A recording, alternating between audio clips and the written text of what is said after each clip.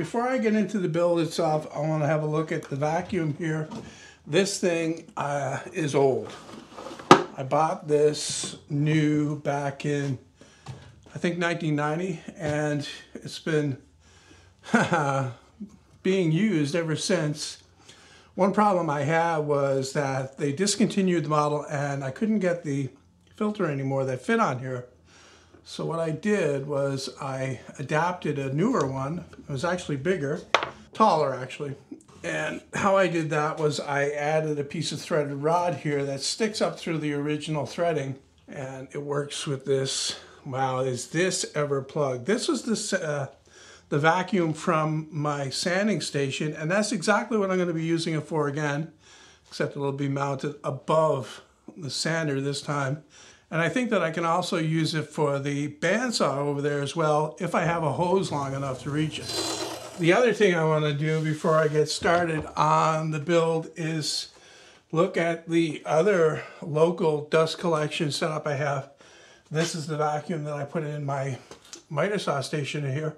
And I've never, I've used this saw quite a bit since I built it, almost a year ago now, and I have never even looked inside here yet. So we're gonna have our first look right now.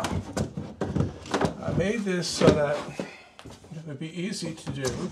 Let's take that off. The hose from the saw, it connects right at the back of the saw, as I showed in the original build. So it picks up as much dust as it possibly can from that saw, I think, in its current setup.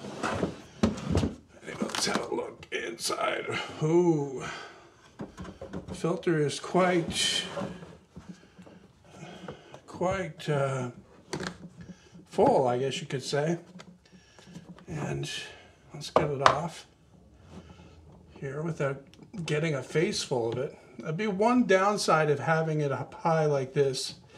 Although I think it's a more efficient use of the space, because high storage is usually not as useful as low storage. So this put back in here, and we can look in the bucket here. It's a quarter full with good sawdust there, and the filter is fairly plugged. I guess I'm going to have to be more diligent about changing this out, you know, take it off and clean it up type thing.